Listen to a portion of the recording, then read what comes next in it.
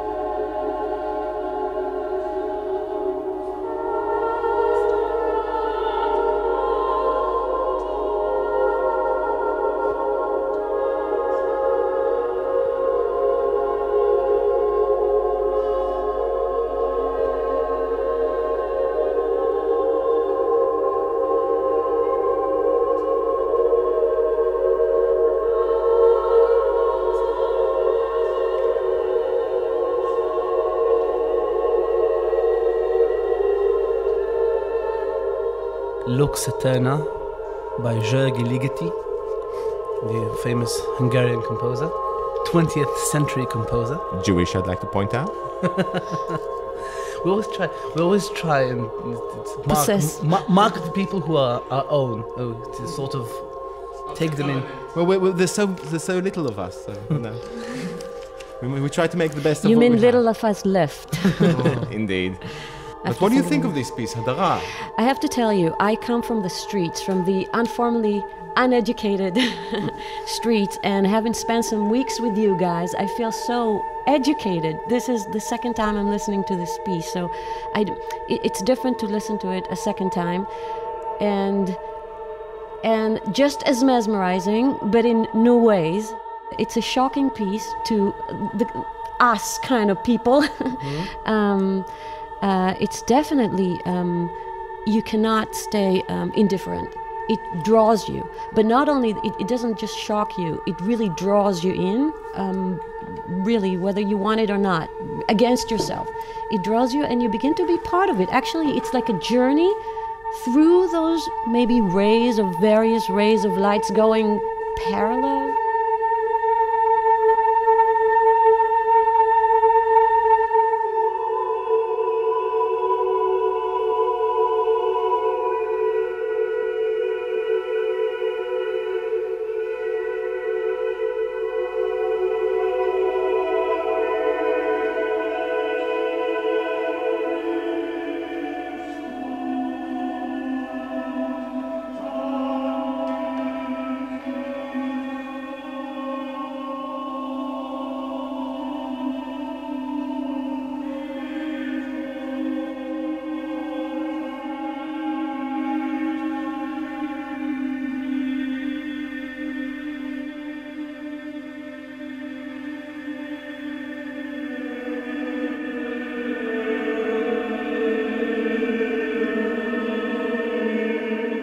Light here it's a different light. It's a metaphysical sort of form of light, and it's also very grim in the sense that if you think of Lux Eterna, it's a phrase from the Requiem, from the Christian Requiem, meaning eternal light.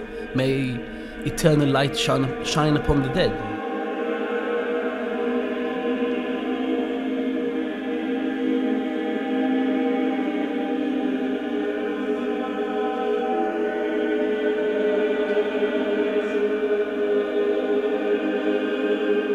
It's interesting to just point out that this is an a cappella piece for 16 singers. Wow, then that sounded... There is no instrument here wow. at all. And the other interesting point, perhaps that worth mentioning, is that it was actually based upon a counterpoint from the Dark Ages. This is something we have not yet spoken about, but we do have this terminology of the Dark Ages as opposed to, say, the Age of Enlightenment.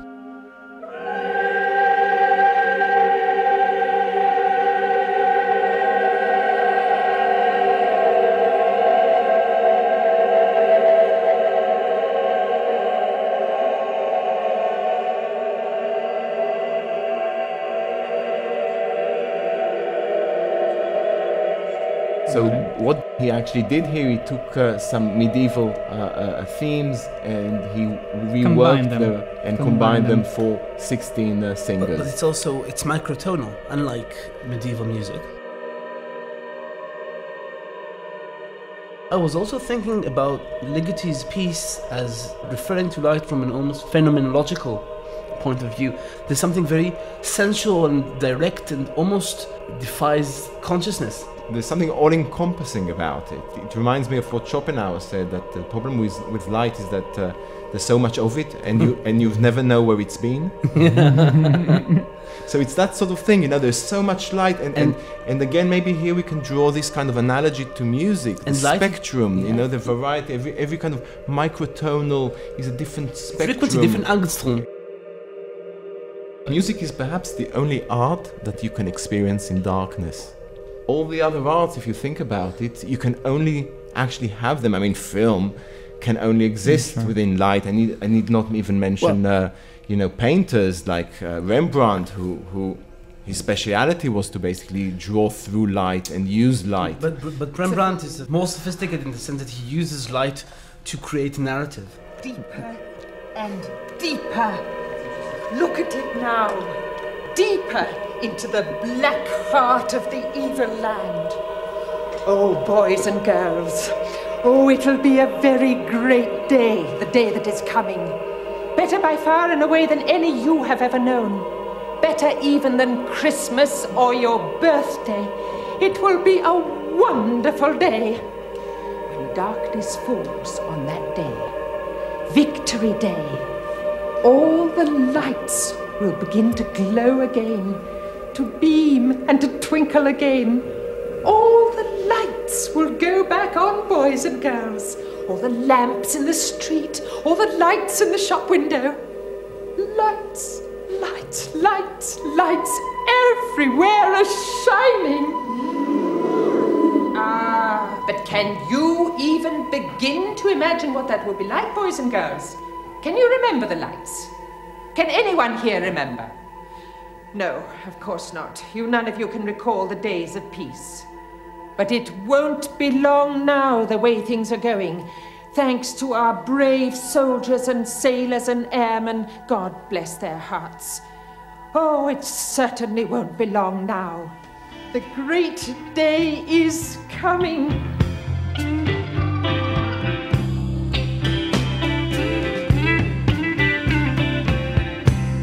Every picture has its shadows, and it has some source of light. Blindness inside. The perils of benefactors and the blessings of parasites. Blindness inside.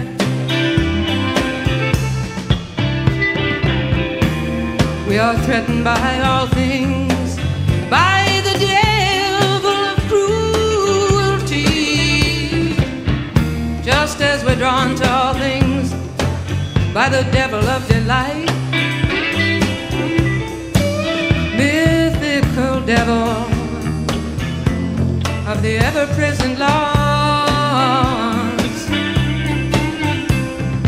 giving us our usual blindness and our occasional insight. Hadara, this was your selection, I remember. Yes, Wonderful. and a great version of it. Johnny Mitchell, of course. Yeah, it's funny because despite all my little inner wars I have with her, here, suddenly I felt at home. So that's like a curious thing. But I like her because she brings, first in her personality as well, not only in this version, that exact war and battle all the time, where light is not exactly light, dark is not exactly dark. What we consider good is often very bad, and what we consider evil sometimes does a lot of good. By the God of cruelty,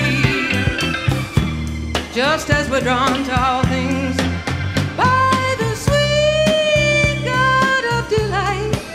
Speaking before of the ages of darkness and enlightenment, this is definitely the post-enlightenment age, dangerously crazy age, where we even have to be very careful with the words we're using, so they don't close the radio station or a SoundPark episode, or it's really a very tenuous times, and I think she expresses it amazingly with her words. First, her forte is really her lyrics. Though the music is lovely, I think, in this song. In this song, exactly. In this version of this song. This is wrong, and I'm gonna tell you what's right. Compelled by prescribed standards, by our backgrounds of our troubles and our ideals, we all fight. Wrong and right. We just heard before it an excerpt from BBC's production of The Singing Detective. Right. There's a moment there where the school teacher speaks to these young kids who are literally, 5, 6 years old towards the end of the Second World War. Most of them haven't had experience of the world before, without war. They have this experience of blackouts. Yes, this is another perhaps area that we want to touch upon is, during war, we kind of turn off the lights in order for the planes not to be able to see us, and this whole experience of living within a blackout. Searchlights in a prison. Light has a negative connotation to it. Light is the light that searches and marks people. Exactly. Right. And in the over-enlightened age, in the new age, you have to doubt every source of light. Indeed, in her speech it comes very, very clear that there is the good and there is the bad. And when the good win, the lights will come up, and and darkness will fall on the evil empire.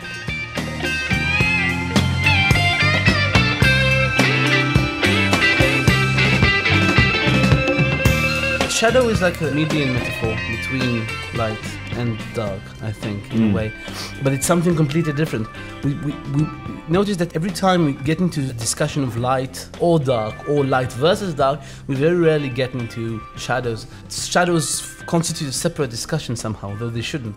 And there is something, I think, in the film noir that really manages to encapsulate what Hadara was talking about before, this kind of constant conflict between the darkness and the light. It's never what it seems to be, really.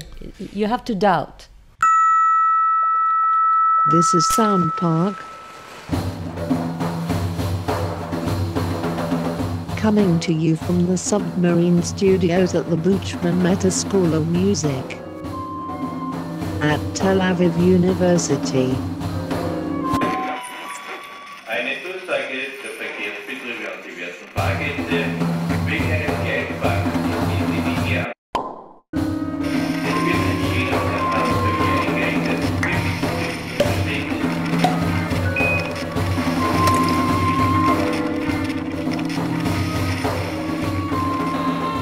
This is SoundPark.